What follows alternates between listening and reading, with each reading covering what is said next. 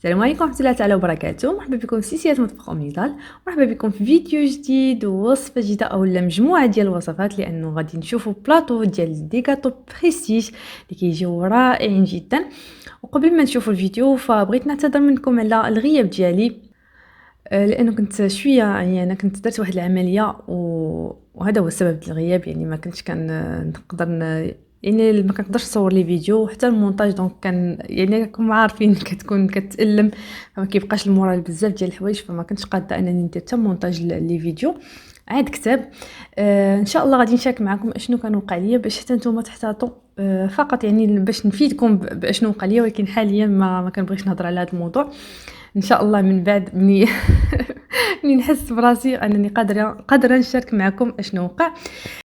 فبلا ما نزيد نطول عليكم بزاف وغادي نخليكم مع الفيديو وفرجه ممتعه. اذا انا هنا كنت شاركت معكم واحد الفيديو ديال الشوكولا اللي غادي نخلي لكم الرابط ديالو في صندوق الوصف، يعني شوكولا بحشوات مختلفه. فهنا هذاك الشوكولا غادي نحاول انني نردو حلويات بريستيج كيفاش، فهو اللي غادي نشوفه في الفيديو دابا. فغادي نبداو اول شيء غادي نحضر يعني واحد لاباط صابلي، حتى هي ديجا شاركت معكم، غادي نخلي لكم دابا الطريقه ديال تحضيرها. فكنحتاج 150 غرام ديال الزبده، كنحتاج 125 غرام ديال السكر سنيده، كنحتاج بيضه تقريبا 50 غرام، كنحتاج رشه ديال الملح، وكنحتاج 30 غرام ديال بودره اللوز، وكنحتاج 220 غرام ديال دقيق الفورس. فهنا يعني الا ما درتوش بودره اللوز فديروا 250 غرام ديال الدقيق، داكشي اللي حيدتوه من الدقيق يا اما كتضيفوه بودره اللوز او بودره نوازيت او بودره الكاكاو. اول شيء كنغرب الدقيق، كنضيف ليه السكر سنيده، ثم كنضيف بودره اللوز وكنخلطها، وكنبدا نضيف الزبده وكنخلط مزيان. فهنا كنخدموا هذا الخليط ديالنا غير بالصبعان ديال ايدينا، يعني بحال فغي كنبسبسوه كما. ثم هنا بعد ما كنحصلوا على هذا الخليط هكا، يعني خليط ديال الزبده، ولا كندخلوا الزبده في الخليط ديال الدقيق واللوز، كنضيف البيضه وكنبدا نجمع في الخليط. كنلف العجين ديالي في بلاستيك غذائي وكنوضعوه في الثلاجه.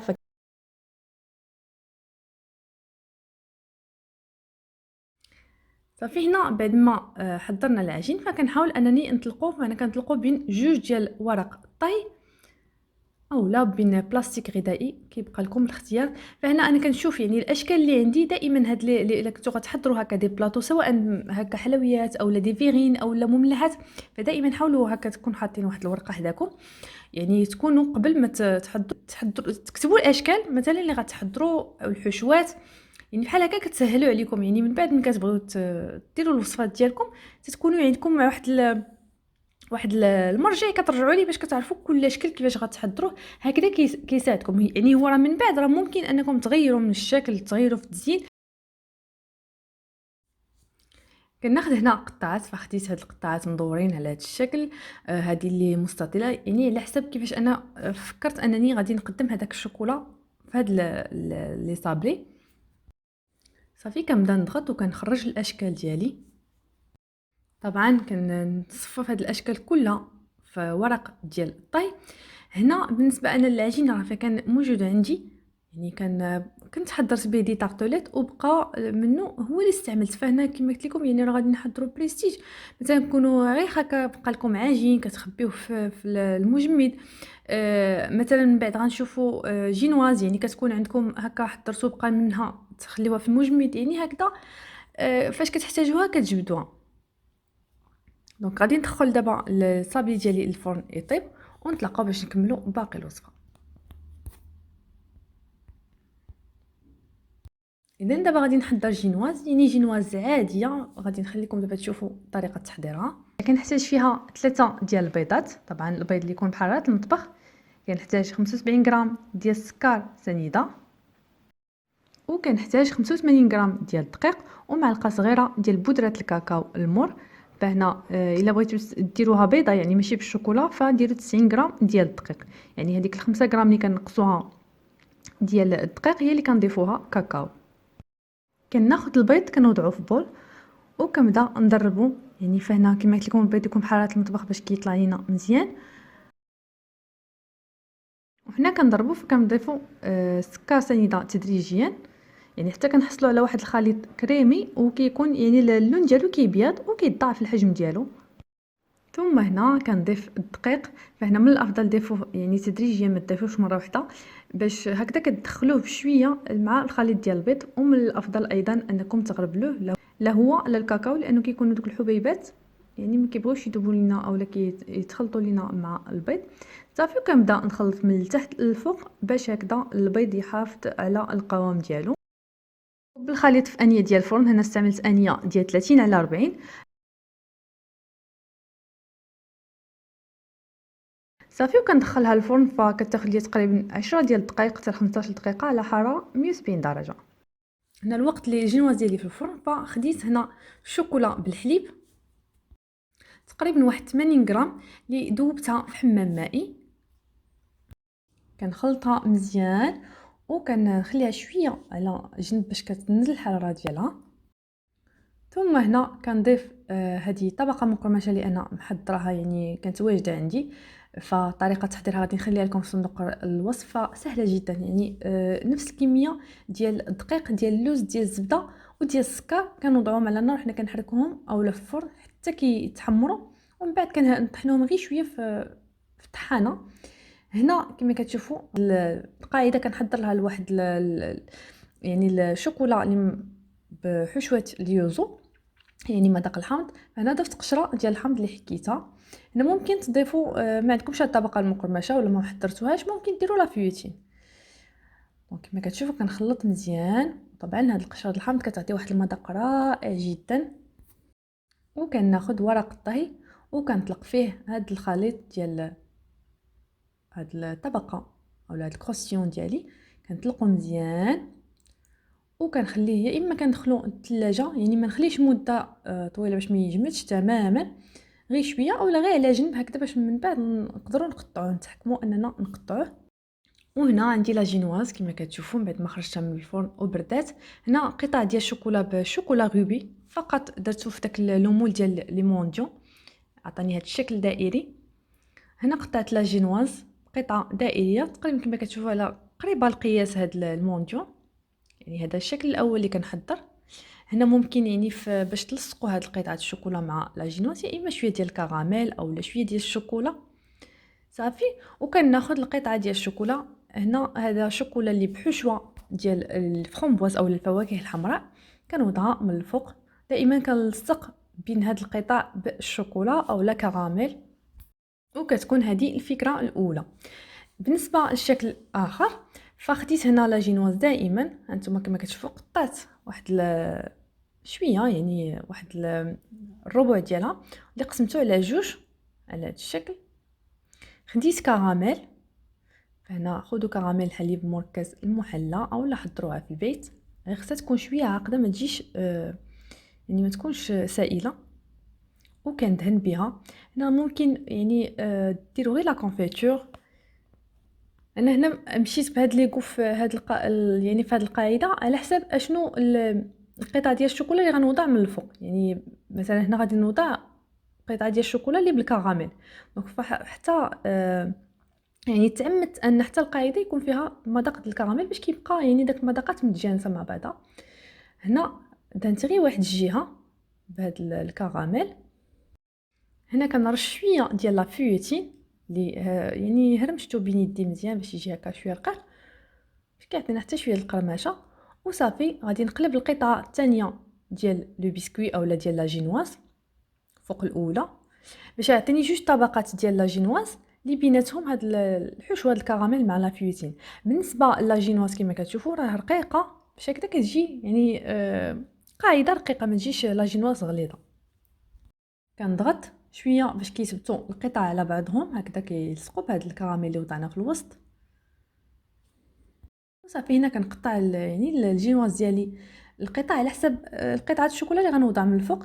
فانا هنا غادي نقطع يعني هكذا عندي قطعه طويله ومن بعد غنقسمهم على جوج باش يعطيني جوج ديال المربعات. صافي كما كتشوفوا هنا كيجيو طبقات ديال لا جينواز وسط منهم الكراميل مع لا فيوتين. كندير شويه ديال الكراميل وكنحط القطعه ديال الشوكولا. فانا اختاريت هذه القطعه اللي كما قلت لكم هكذا فيها الحشوه ديال الكراميل.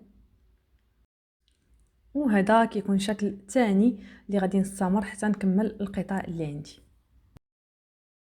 بالنسبه لشكل اخر فخديت هنا لا جينواز اللي قطعتها هكذا. دائما يعني هكذا الا عندكم قطع اولا قطعات لي بنفس الشكل ديال قطعه الشوكولا، سينو راه كتقطعوها مثلا نقطع قطعه طويله ومن بعد نقسمها بسكين اولا بالموس صافي، وغادي نقطع قطعه من الطبقه المقرمشه اللي حضرت بنفس قياس لا جينواز على هذا الشكل. هنا كنلصقها بالكراميل، دائما كنوضع شويه ديال الكراميل باش كنلصق اولا شوكولا، وكنوضع القطعه ديال الشوكولا. هنا الشوكولا عندي بحشوه اليوم، وغادي نبقى مستمره يعني حتى نكمل القطع اللي عندي كامله. وهنا راه ممكن يا اما ديروا القاعده هي لا جينواز وفوقها الكروستيون عاد قطعه الشوكولا، او لا العكس يعني ديروا الكروستيون كقاعده عاد فوق منه لا جينواز وفوق منه القطعه الشوكولا. وصلنا هنا القطع ديال لي صابلي اللي حضرنا، فخديت هاد الصابلي اللي شكل هكا مستطيل، وخديت السكر كلاصي اللي هكذا كنرشو على هاد لي صابلي. نفس الشيء كناخذ القطعه ديال الشوكولا اللي غادي نوضعها فوق هاد الصابلي، وحتى هي كنرش عليها شويه ديال السكر كلاصي. فهادو فقط افكار. طبعا يعني هنا هاد القطع ديال الشوكولا غنلصقوهم بالصابلي بالشوكولا دائما، اولا بكراميل اولا بشويه ديال الجليكوز. وهذا شكل اخر. فهنا غادي نشارك معكم حتى هو الفكره. المهم هنا افكار يعني تقدر تجيني حتى لاخر لحظه. فهذا فكرت انني ان نرش بودره الكاكاو المور فوق من الصابلي. دائما هاد البودره سواء ديال الكاكاو اولا ديال السكر كلاصي دوزوهم هكا في الصفايه. هنا حاولوا انكم تزولوا دوك الزوائد، تقلبوا وتضربوا شويه باش ما يجيكمش يعني طبقه غليظه ديال الكاكاو. وصافي كنلصق القطعه ديال الشوكولا طبعا بشي ديال الشوكولا مذوب. وهذا شكل اخر واللي هو الشوكو فلام. فهنا ايضا رشيت شويه ديال السكر الثقيل ولا السكر كلاصي، وخديت قطعه ديال الشوكولا دائريه على تقريبا قياس القطعه ديال الصابلي. هنا الشوكولا يعني درتو في المول ديال لي مونديون باش كيجي هكا مقاد. هنا وضعت في الوسط شويه ديال الكراميل باش كنثبت هاد القطعه الشوكولا.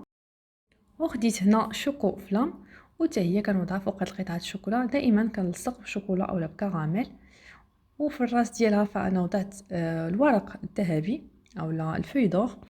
دائما كنقول لكم هادو افكار ممكن تبدعوا فيهم كيف ما بغيتوا. غادي نبقى مستمره حتى نكمل القطع اللي عندي كامله. وصلنا للشكل الاخير، وهذا صابلي دائري اللي كنوضع فوق منه هاد القطعه. هذه اون موس ديال الفاني. غادي نوريكم يعني الطريقه كيفاش حضرتها.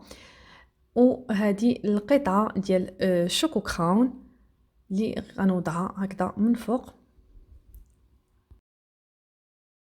ودائما فغادي نلصق بشوكولا اولا هنا راه لاموس ملي غادي يعني هنا كونجولي ملي غادي يعني ديكونجولا هي بوحدها غادي تلصق في الصابلي وغيلصق عليها الشوكولا.